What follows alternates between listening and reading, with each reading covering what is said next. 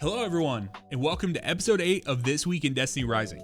My name is Sax, and I'm a Destiny 2 Sherpa and content creator who's fallen in love with Destiny Rising, but I'll admit I felt severely under-informed when it came to the various gacha mechanics, systems, and just character building of the Rising universe.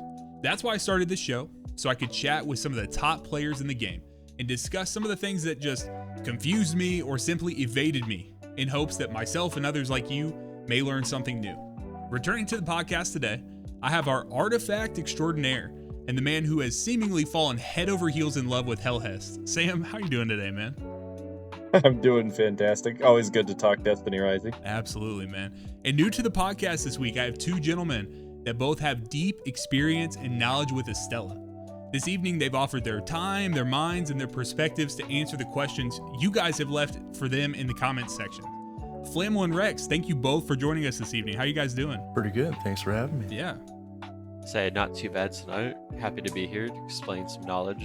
We were talking right before, and you guys started you just started going into it, and I could just see the passion that was coming from it. I was like, all right, hold up. We're sending everything out behind the scenes. Let's get it recorded. So I appreciate you guys. So, well, let me get some housekeeping out of the way real quick, and then we will hop straight into it, guys. So if you enjoy the show but would rather listen than watch, you're welcome to find us on either Spotify or Apple Podcasts. Just search for This Week in Destiny Rising, as we have a budding community on both of those platforms. So we're adding people on both platforms every single week. So thank you guys for following us there, listening there, leaving comments, and interacting with the different polls on those platforms.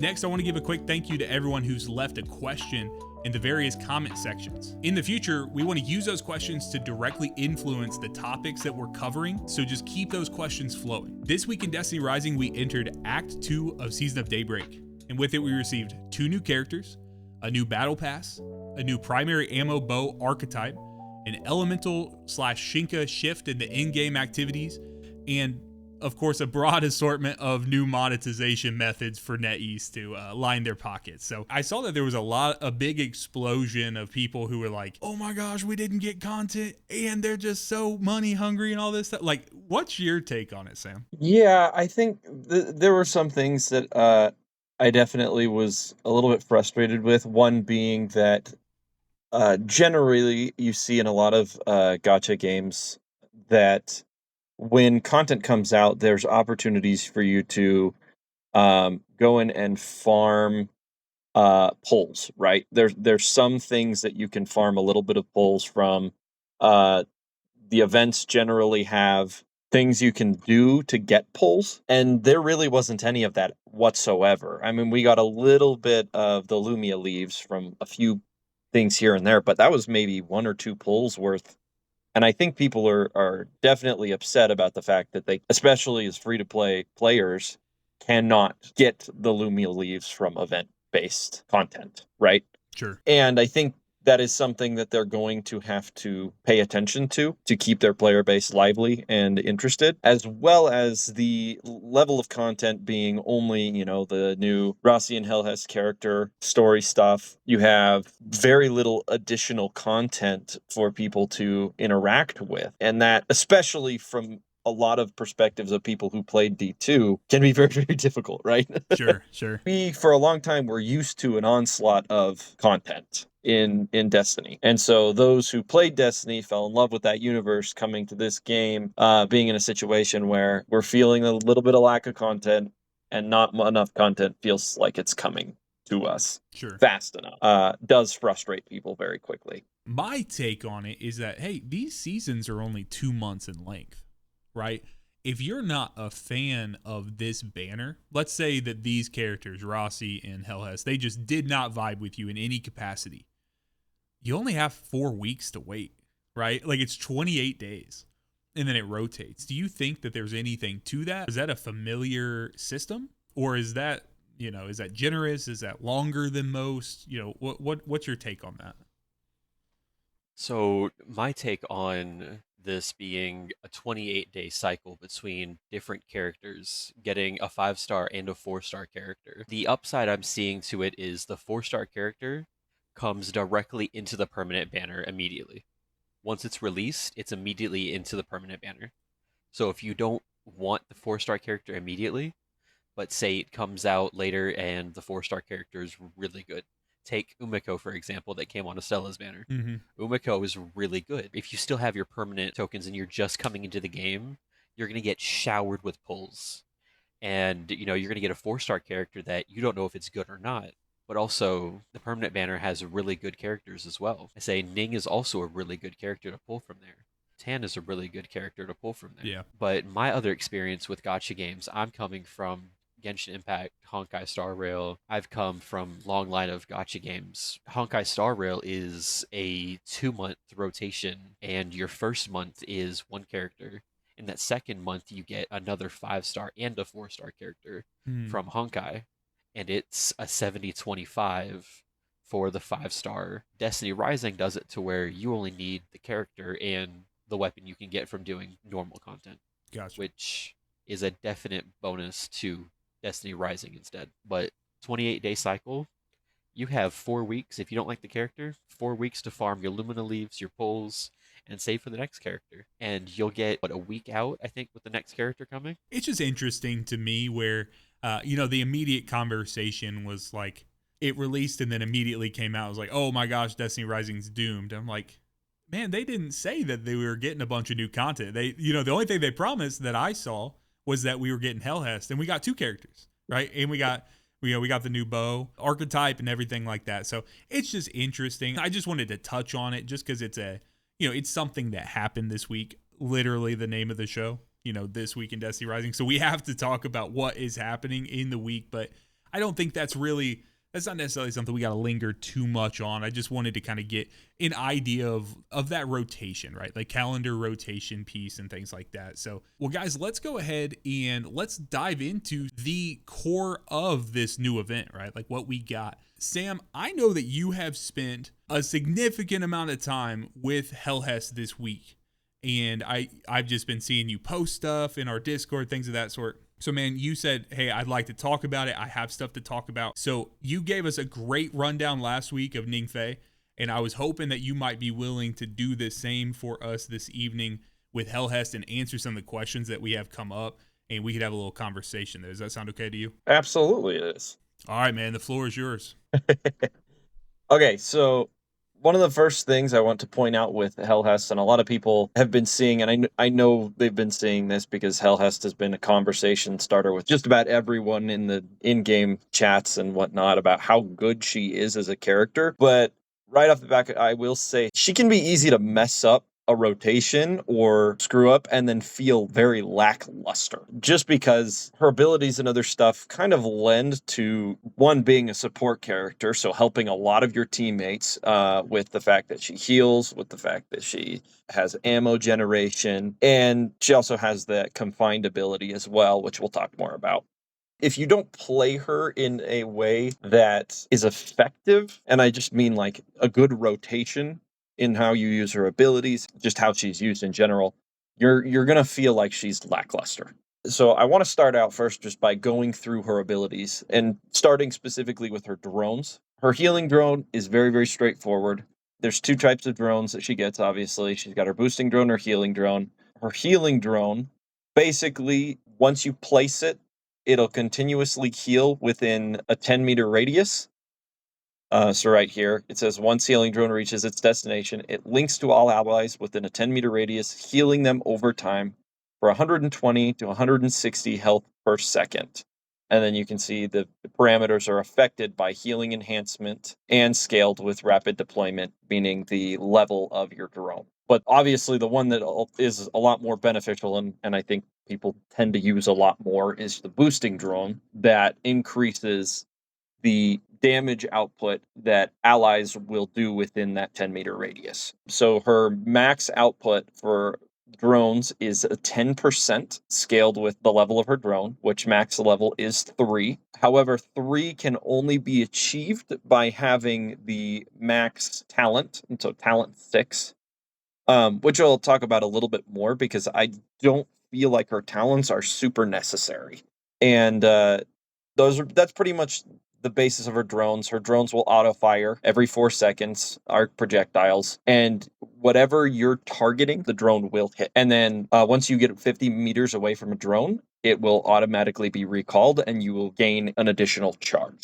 Now let's go to her second signature, Salvo. And this is really where her kit is all pulled together, right? When you use her Salvo ability, it creates a volley that you can target an enemy and it'll damage that enemy, but it also gives you 3 stacks of the Salvo effect. This gets crazy with one specific weapon that we will talk about very, very soon. This also confines enemies, and confined enemies get additional damage as well as allow you to restore health at the same time. So there's a lot of things with her kit that kind of connect together, right? There's just a lot. And it took me a long time of reading all of this to try and piece all these things together because it's so much. I mean, that's a wall of text. I think when we get to see it in action, so I'm really eager to kind of see how you do that and pull it all together. I think that's going to be great. Yeah, so it really is a wall of text. And the biggest thing that I would say to focus on with these is damage boosting drone gives you a 10% boost to your allies at max, 7.5 at the bottom.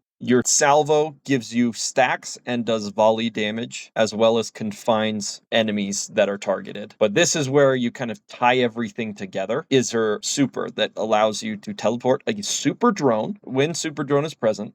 It increases the damage bonus and healing effects of boosting drones by 300%. That's insane. And caveat, I would say, when building a character out for the first time, always go in and put most of your effort into maxing out the relic abilities to as high as you can as fast as possible, especially if it's a character that you're wanting to build. Just because every additional piece that you upgrade in your relic abilities is just going to make your character pack that much more of a punch. And then here's where her 3 abilities then are all kind of connected together with this overclocked shot weapon mastery. All right.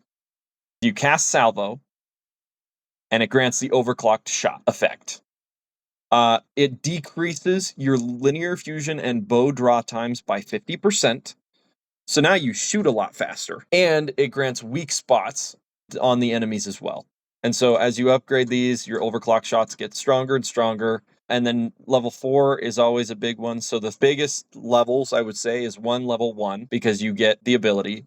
And getting to level 4 is really important because it then unlocks an additional ability that goes with that overclocked shot, right? So when Helhest has Salvo, she also is considered to have overclocked shot. And this right here, making linear fusion rifle shots fired reload a round from reserves. So you can basically just constantly fire your linear fusion rifle when you have Salvo stacks. And that's crazy, okay? That's crazy. Yeah. And then these relic traits, again, they boost potencies of healing drones for 4 seconds when you deploy them. So when you initially deploy, it's really, really good. Allies also gain additional speed on her second one when you use it. So it's good for speed running or getting through content faster. And then releasing the super drone upgrades all of your other drones to max. So that's what those 3 do. Now, I've talked a lot about things. Let's go in and look at it, because the way you have to put this all together can be a little bit convoluted if you don't really know what you're doing. Yeah, I think that's kind of my top level with it as well. So as you're getting that set up, Rex, Flammel, have you guys played around with Helhest at all? Like, what have been your top level before we see this damage rotation piece? I personally have little to no play on her right now. This should be enlightening for us. So I played around with her a little bit. Me and Sam were testing certain abilities that we'll explore later once Sam gets through his first damage rotation. Yeah, he's We'll about to dish out some wizardry. It seems like Flammel's probably at the lower end. I'm right in the middle, and I think Rex and Sam probably have the highest. So Sam, go ahead. I'll cut back to you, brother. All right, so I'll show you here. Most important things with this, obviously, Royal Contravene is going to dish out the most amount of damage. Royal Contravene does have 2 modes. Royal Contravene's mode, you can either have the Combat Sights perk that allows you to fire a 3-round burst, and the Markran's Sight that is a slower charge, but chains arc lightning to other enemies around it. Personally, I don't use the chain lightning very often. I mean, there's some cases in which I do, and it's not as often as I use the 3-round burst, and you'll see here in a second why. All right, so let's get with this damage rotation. So the first thing I always do is I'll drop out a healing drone, then a boosting drone, then the super, and then salvo. Okay, that is to stack all the buffs in proper order and give me the most amount of time to do optimal damage. So I'm just going to go through it right now.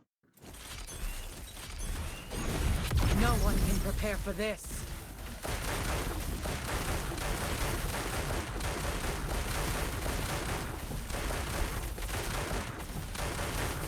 And there's 10 seconds. I would go longer, but you really don't need to at this point. As Helhest salvo at that point will have, worn down, and she won't have any more salvo stacks to then boost out that damage. But you can see within 10 seconds, you're hitting around 6,700,000 damage. Here's the one thing I'd ask you. Last week, with all our damage testing, we did 15 seconds. That's what it is. Yeah. What does it look like 15 seconds worth of damage? Because that is wild within 10 seconds right there. So I just want to see us push it just for the sake of clarity. Absolutely. And the reason I just said 10 seconds is solely because of the salvo stacks. But yes, for an Asaki's 15-second damage rotation, which likely won't be 15 seconds anymore. yeah, not with that. Yeah, I'll go through that right now for you. This only ends one way.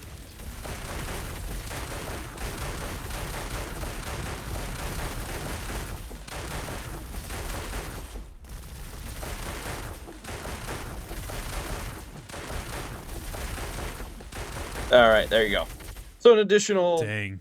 1.3 to 2 million. Yeah. Is what you're looking at for that. And quite frankly, you're not going to need it. You're going to have killed everything by that point. Her overall burst damage out of the gate is crazy. When you set everything up and you're in a good spot, it's crazy.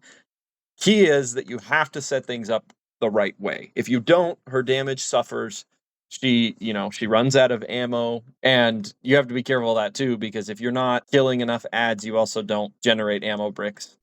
Next thing that I really want to talk about with Helhest is her artifacts, right? Now, her first two artifacts, I have yet to really get down what I want to use with these. Abundant Planetesimal is definitely not what I want, and you can see I have farmed a large portion of different artifact types, specifically trying to figure out what I want to use for Helhest.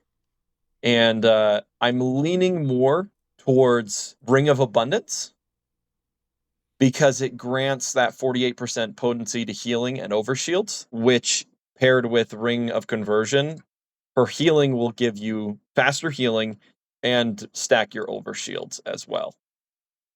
Because your Ring of Conversion gives you overshields. So I'm kind of leaning towards doing Ring of Abundance, Ring of Conversion for her for those two. And then the third slot is the absolute must for her, and it's her United Axion.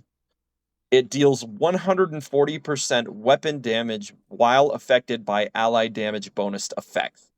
And this includes Helhest damage bonus. Okay, so any damage bonus that she does to herself, she is also considered an ally. And so she gains that 140% weapon damage bonus when she uses her drone, which is crazy.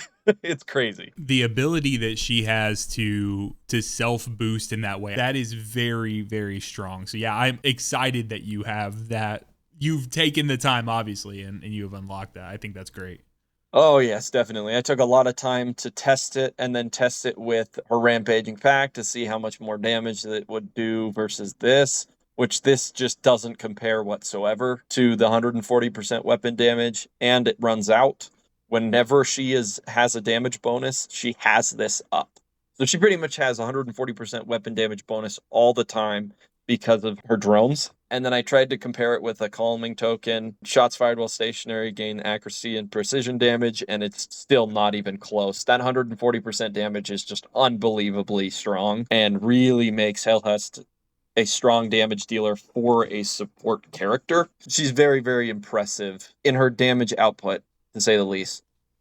That being said, she's very much hard to use with a large room of adds, right? Okay.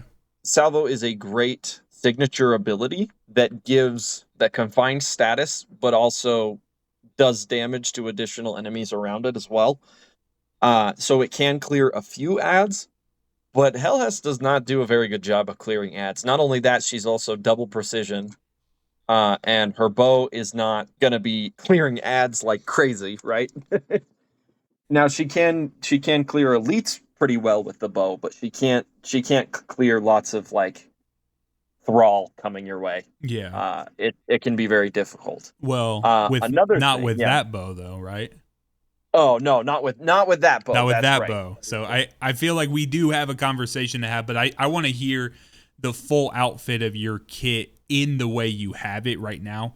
Now I do want to have a Trinity Ghoul discussion there, but yeah, I'll let you continue there. I just want to make sure we touch on that Trinity Ghoul because I've seen a lot of people asking questions this week. To answer that question pretty simply right now, Royal Contravene for damage, 100%.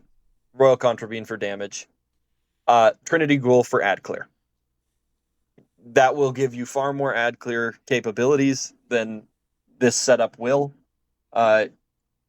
Yoshimoto's a great bow. Unfortunately, it's also the only bow we have for her. I would love that if they had released more than one bow so we could play around with builds and stuff. But this right here is definitely her best setup for damage output. Now let's talk about the bow really quickly. I have been kind of going back and forth on these a little bit, but I would say her god roll is Annihilation and Black Body. Okay.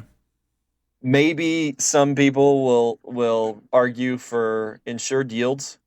However, while Ensured Yields isn't a bad perk, because Final Blows grant the next magazine 75% damage, and with the perk upgrade, the reload time is shortened. But this is every other shot that you do with the bow, right?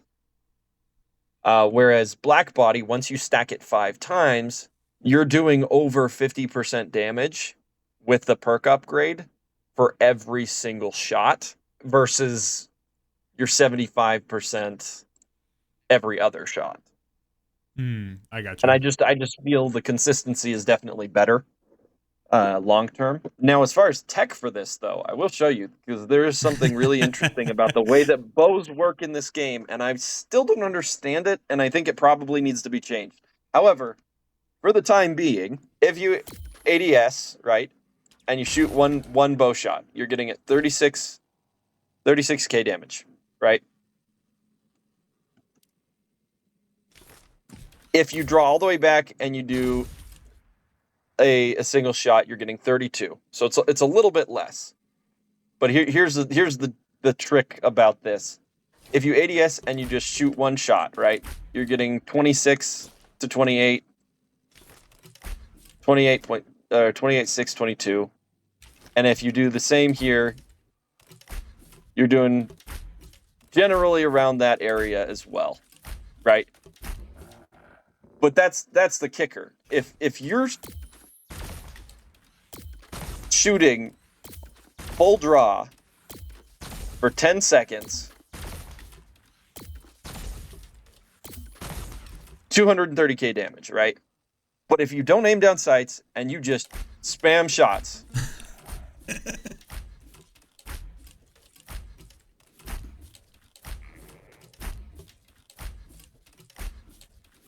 Sheesh. you do way more damage. You're doing about 50% more damage in total in 10 seconds.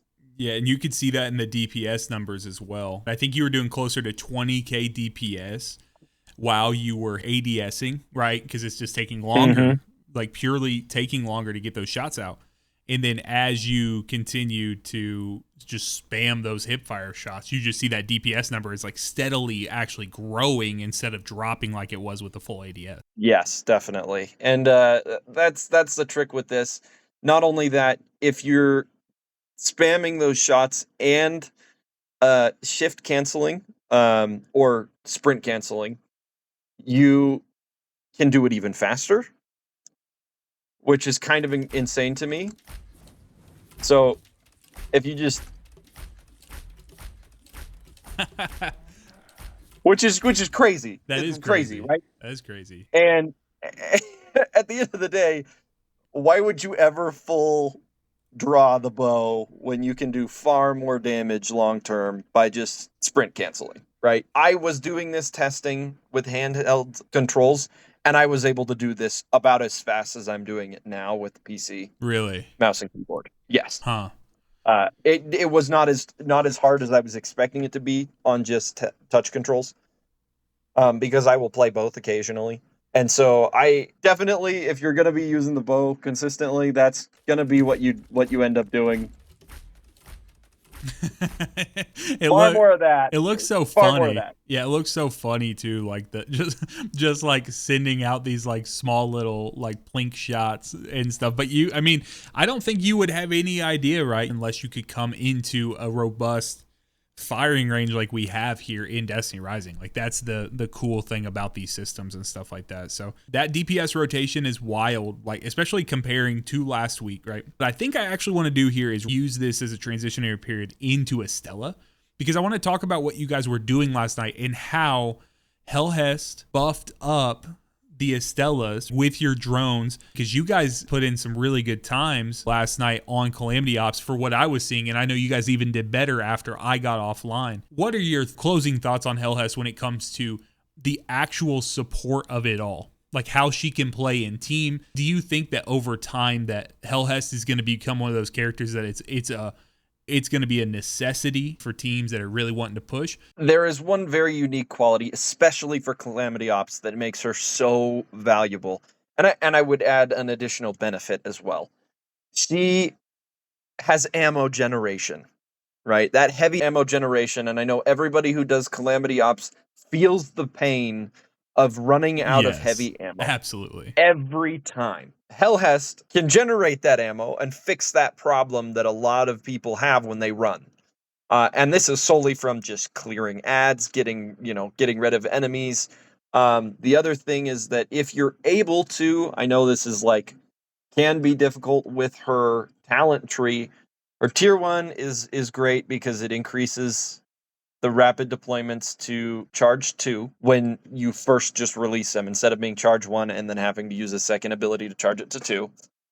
And you also get 3 charges. But this right here is very, very nice, because while there are combatants inflicted with Helhest's own data analysis present, the encrypted network automatically generates 1 data fragment every 15 seconds. So you're getting generation every 15 seconds to give your team heavy ammo. And so that makes her very, very, very good in Calamity Ops with a team.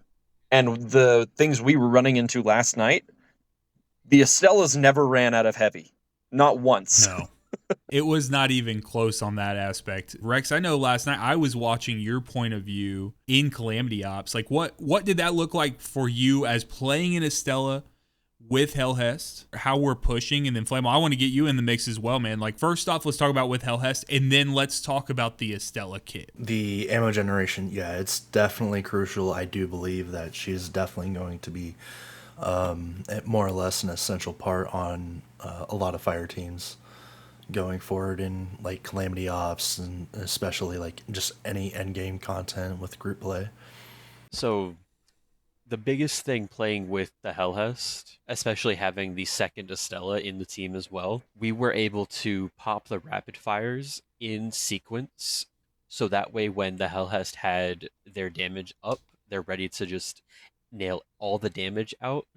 Everything was annihilated in that room within applicable time. I started just using the machine gun for everything, and I still had full ammo at the end of the Calamity Ops when we got to the boss. Yep. I still had full ammo because of, hey, ammo, okay.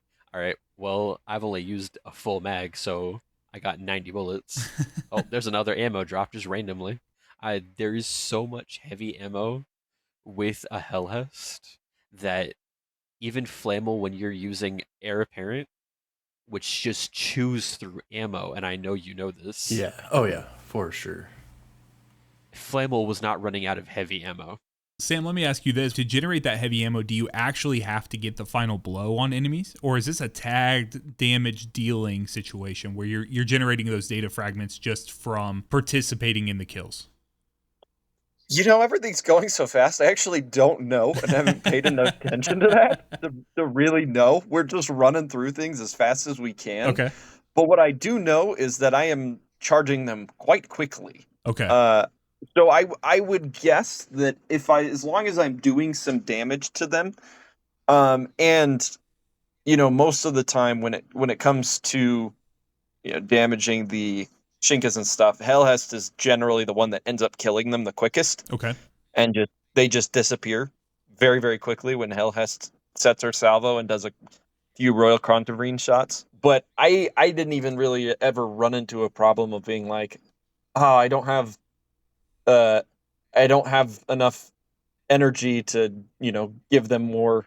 Yeah, it just kind of happened. Yeah, the amount of times that you called out last night, you're like, "Hey, more heavy ammo for you," and I was watching Rex's perspective and your guys run, and I'm like, "This brother's full. Like he doesn't need another heavy ammo." And like I'm like, "Yeah, it's great. Like the more the merrier." But it was one of those things. So yeah, that was one thing that I found very impressive, and I think that lower tier teams, i.e. teams that I would probably be on that, little less experience as far as like what it actually means to be running, to go through those.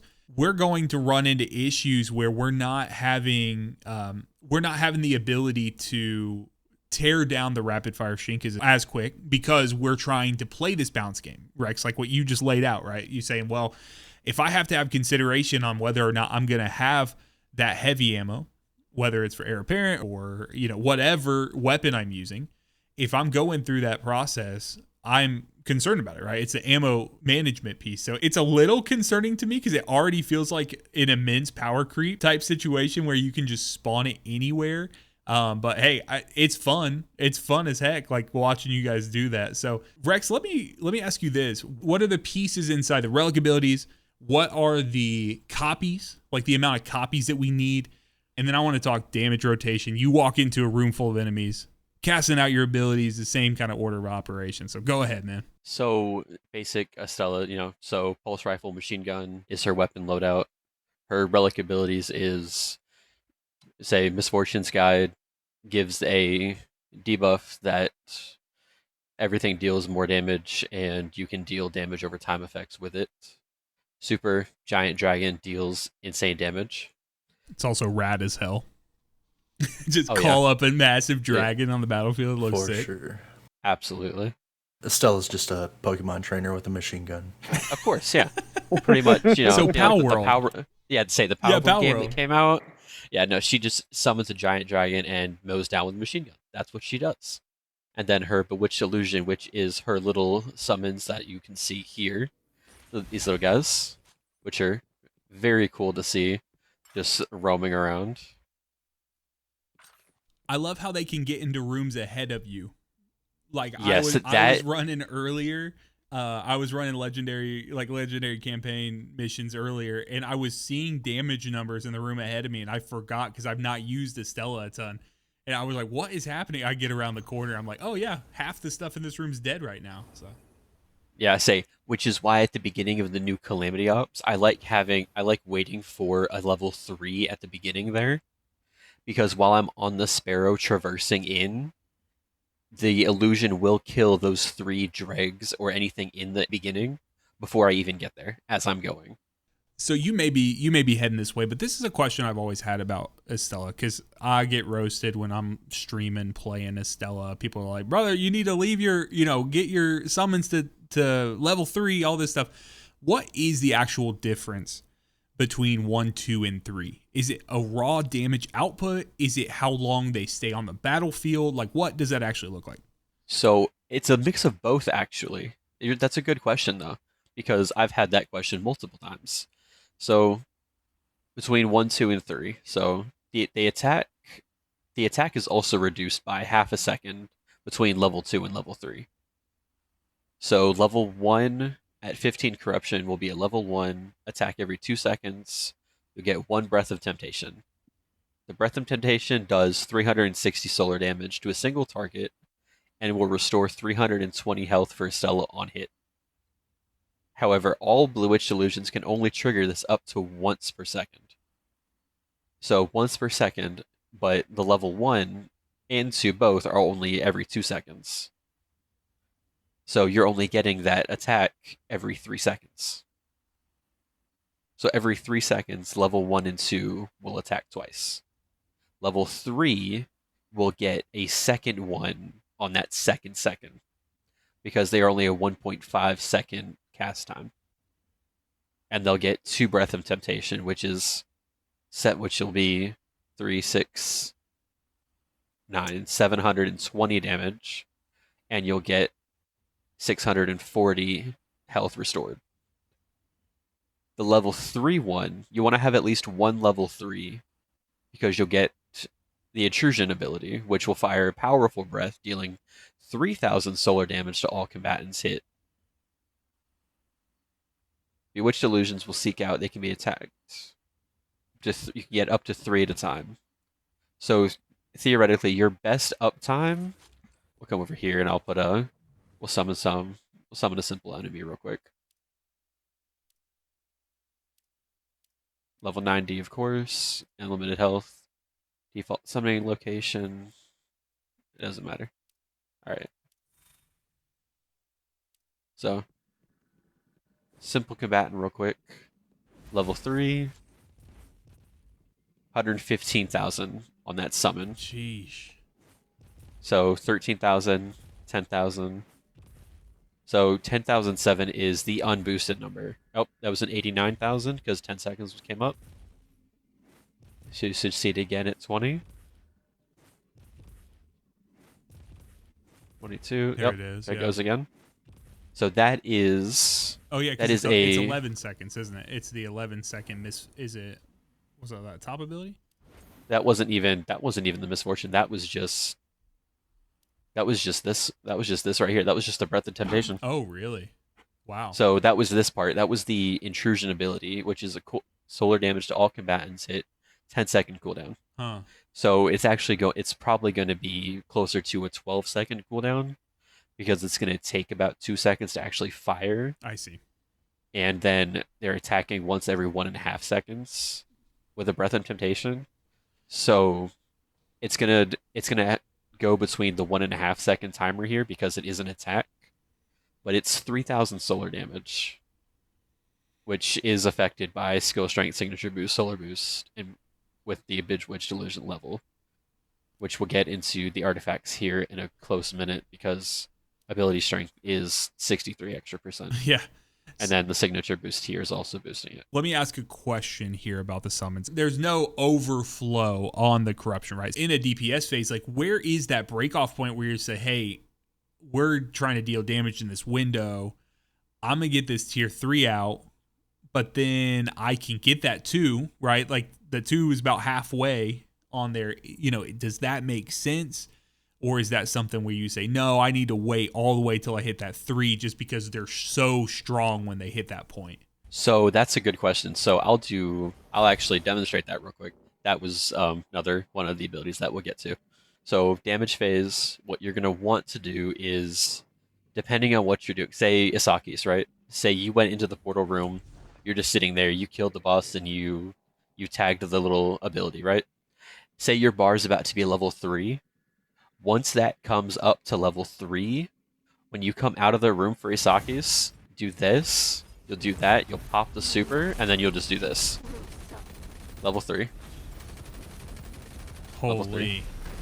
Yeah, and then you just keep going. And then it's not even a question. That just goes to show how little I know about it, because it comes back. And you can do that. And then level 3. And then by the time you have another misfortune, pop that. Throw level 2 out every once in a while. Open up the level 3.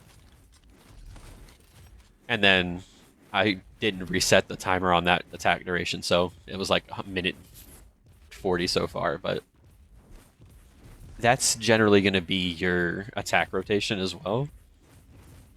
The only thing that you can do is spam level 3s when you are in that type of rotation. If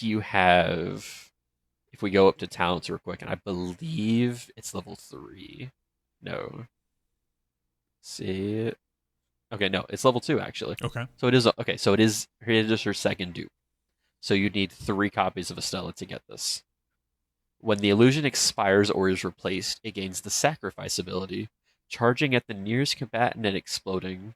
Explosion has a 6-meter radius and deals a certain amount of solar damage depending on the illusions level. So 1200 level 1, 2800, 4800 for level 3. That right there is going to be the only reason to spam level 3s. Because if I pop this level 3 out, right? Pop another level 3. Pop another level 3. Right? Watch what happened. Watch for the big number when I pop this next one right here. Exploded and did almost 130 damage for the stack. That right there is the only reason, because free damage. Why not? So while you're fighting Isaki, if you have the right team comp, you should only need 1 mag of your machine gun, your super, and maybe 2 summons. Get that first level 3 out there, deal damage with your machine gun, get that second level 3 out, and then your Isaki should be dead, because that's your 15 seconds right there. Can you reset for me? Can you reset the battlefield and do that clean 15-second on the thing, just like we did earlier? Of course. Absolutely. So the role that I am using is Fraternity Glutton on my Scorched Earth at the moment. So this will be less than optimal damage because, it's Glutton. Glutton takes ramping up. But say, you're in the room, you didn't get all your stacks. So this is no Glutton stacks, just Fraternity. So you're coming out, level 3, Misfortune, Super, level 3, level 3, reload, level 3, because why not? And then you're sitting about 16, Yep. say 6-2 in about 15 seconds. Yeah, and I mean, it's going to trickle afterwards. Like, that's the thing, too. It's like, Yeah. it's hard to tell, but the fact of the matter is these things last more than the 15-second window we've given it, so. Oh, yeah. Especially because of her T3, which increases her main summons to 42 seconds. Yeah. Okay, do you know how long 42 seconds is? Like, when you're going through, say you're going through the pit, right? In that boss damage phase, you could probably get out multiple level 3s, and you'll still have that summon the entire boss fight, simply because it just lasts so long.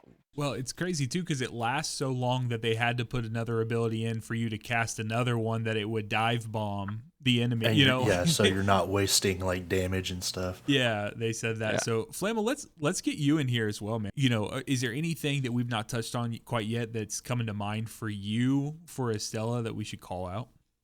Well, one thing that Rex did just a bit ago is like he whiffed a Misfortune cast, and so I don't know if you know, but if you whiff a Misfortune cast, it automatically gets refunded in like 3 seconds. Really? Yeah.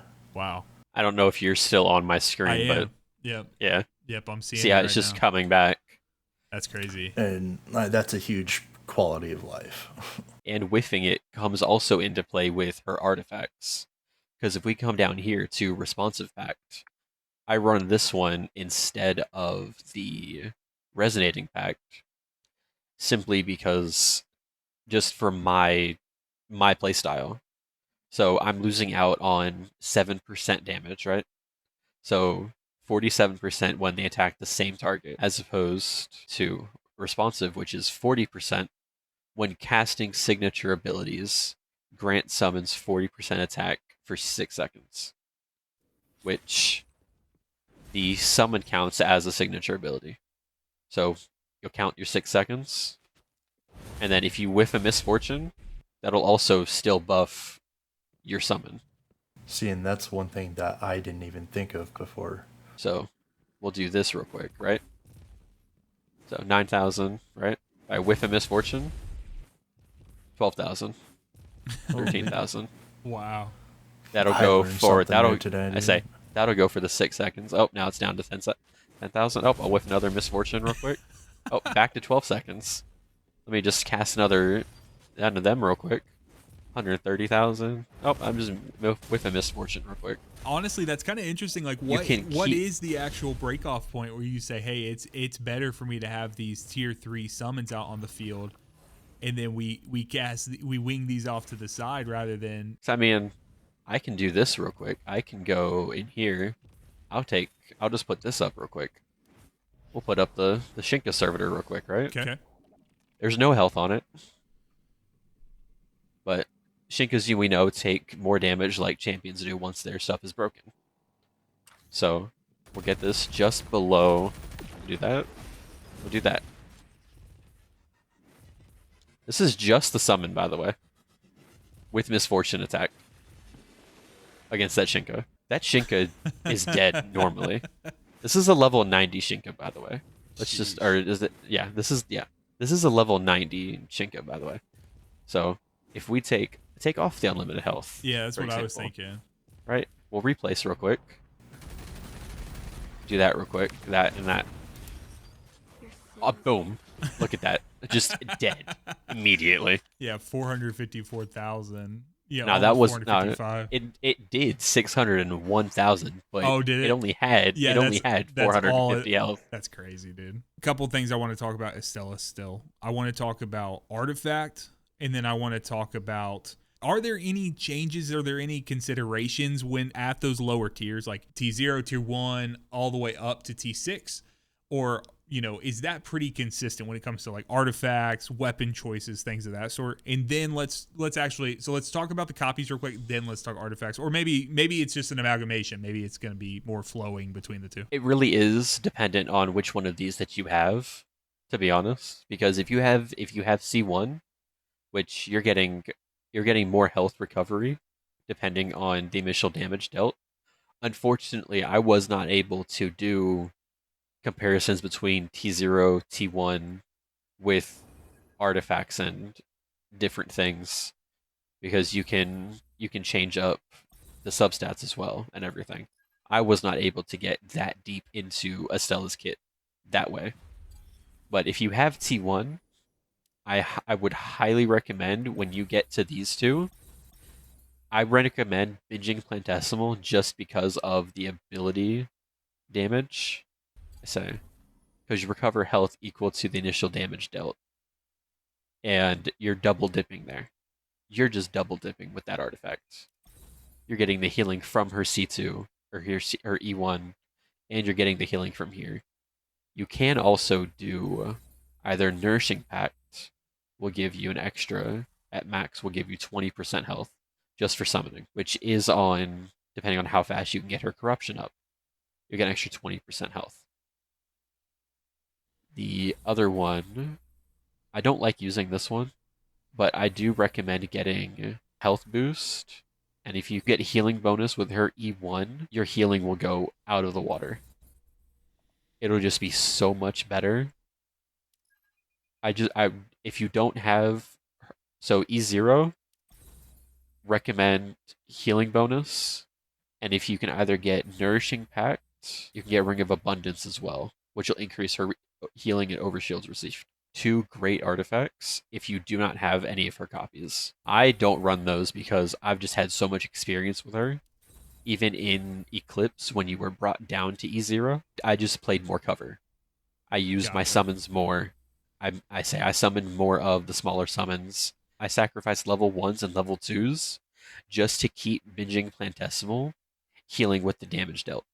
So it sounds like obviously that's a copy thing, but that's also a play style oriented thing too, where it's like, hey, if you're struggling with survivability, that might be a consideration to make with your artifact. Say, hey, let's lean in a little further on some of those healing effects on the front end. Yeah, if you're still trying to learn her and you need survivability, I would highly recommend using a base mythic version if you have it. But Nourishing Pact, I will say, is a decent trade-off from a Warding Pact. If you just need healing, recommend Nourishing Pact always. And then binging Plantesimal or Healing Mutation could also both work. This just deals more for me because I am more summon oriented until I can get my 4 out of 4 on my artifacts here. Yeah, I'm very summon oriented right now because of what I've been able to grab. If I can get a weapon signature ability, and then if I can get this one, but with weapon enhancement instead. I see. Which you can totally do healing mutation because it is initial weapon damage dealt. It's not base damage, it's initial weapon damage. So if your weapon does 1,000 damage, you'll get 270 health because that'll be 27% of your 1,000 damage that you're dealing. Gotcha. But Bellicose Pact, I will say, is her best in slot for 3. Okay. Just because it's straight out summon damage. Wielder summons deal 30% extra damage just for existing. And that is a permanent buff, like the entire time they're on the field. Yep. That's just in general. That's great. So they don't even have to be on the field at all. I say Rampaging Pact does sometimes work for her. It grants the wielder that damage bonus. It is a little less than that. So you get 37% with this one versus Rampaging, which is 33%, but it's also summoning for 6 seconds, which is, you can't summon every 6 seconds usually, but why forfeit 4% damage when it's free damage? Yeah. And all of her summons and all of her attacks are summons for the most part, except for Misfortune. So her super is double dipping into that as well because it's a summon.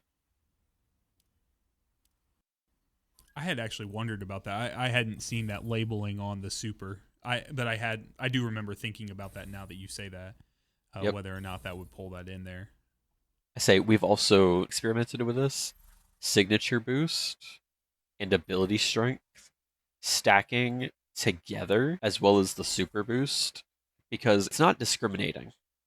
Ability strength is relic abilities, which is everything in her kit. We're unsure if it affects any of the weapon masteries or anything else. We're pretty sure it's only linked to these, which can also dip into signature boost and super boost as well. So you're just stacking everything with substats. I will say Responsive Pact has treated me very well when I can just cast a Misfortune out into nowhere and just keep up that attack. Honestly, that tech alone was worth the price of admission. Like, just knowing you can cast that off to the side, get that back within the small window of time, and keep that buff going, that's pretty crazy. Between that tech and the tech with Helhest of the hip fire, reload cancel, dinky shots, and being able to proc that over and over and over again, I think that was awesome. I do have a question for you, Flemel, because Yeah. I know you use Heir Apparent versus Correct, yeah. using Furios or Scorched as often. I want to just know why that is. Heir Apparent, it gives you the shield on wind up. I mean, that's a lot of survivability there. It's got a deep magazine once you've got it completely upgraded, which, I mean, that's not specifically, I've been using it since day one. I mean, I live by it, I'll die by it, honestly, but it just does a lot of damage for what it does. I mean, just the only drawback is the wind up, because it's going to be a slow, start, but once you get going, it's high damage, deep reserves. I mean, I think it's a much better weapon than Gallows. I know Gallows does put a lot of damage out, but I did some testing, and I still think it out damages Gallows by a lot. Okay, yeah, that's interesting, because I wasn't 100% sure what the argument between Furios versus Heir Apparent versus Gallows really was, and for a while there, I thought, Gallows was supreme because of the contest for a while. Oh, yeah, no, it definitely has its place because it can deal with almost all types of Shinkas. I mean, just because the grenades, it handles rapid, spread, piercing, not so much. That's probably its weakest spot, and impact it handles pretty well. Gotcha, It's definitely okay. good when you're doing legendary campaign content or even GMs. Gotcha. Interesting. So what you're saying is that Estelle is probably the most expensive character. I would probably agree, yeah. I've definitely invested a lot of time and resources into just getting her where I have her currently. But I do want to say I hope we get Bad Juju back like we had in the alpha. If we get Bad Juju back, it's taking the place of Furies immediately. Oh, for sure. What element did that have when it was So in the game? Bad Juju was actually kinetic at the time because it was alpha. They took away kinetic damage with the release of the beta. Yeah, they were all the same elements as like they were in D2. Let me do a little bit of housekeeping. So we have gone way longer, which is awesome. I love this, but we we are not going to hit Rossi tonight. We're going to take another week. We're going to deep dive, get even more information on Rossi 11 tonight. Do you guys have any final information or anything else you want to sneak in about Estela or Helhest for this evening? And we'll round it out at that point for tonight's session. All right, but we All got to right. show you this. Yeah, okay, let's see this. So keep in mind, my Helhest is nowhere near where Sam is at. Okay. My Royal Contravene is not 85. It is missing the third Catalyst Band. So I am already 1200. Sam is at 73.4, I think. I'm sitting at 71. Sam has probably better artifacts than I do. But this is what we found that happened last night. Sam, are you going to have your personal on and I'll have Fire Team on?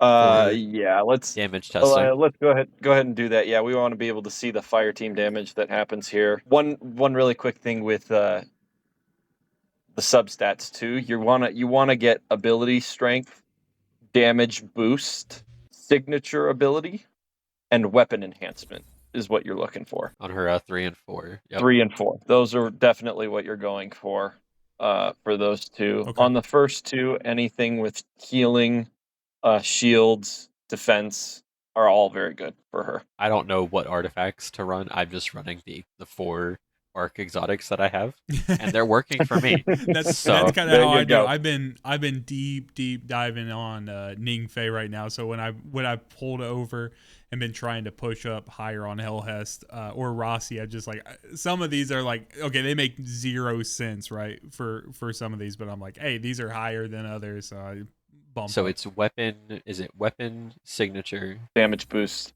and ability. All right, so we're gonna do a damage rotation, but we're gonna both do damage rotations. We actually found out that the damage boost from the drones stacks when you have multiple characters using Helhest. We don't know how far it stacks, but we know it stacks with at least 2 of them. Okay. So you do Yeah. recall. So you recall Sam dealing roughly 6.5, 6.7. 6.7 meme is back. My bad, guys. But all right, Sam. All right, so now we're gonna just run through a full damage rotation. You ready? 3, 2, 1, go. No one can prepare for this.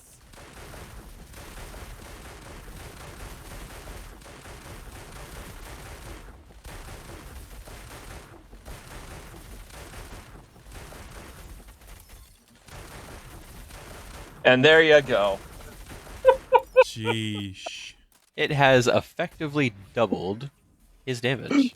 Oh, it's unbelievable. When we found this out, you can see down on the side of the screen there, it says drone damage boost twice. That is coming from both of our drones. Wow.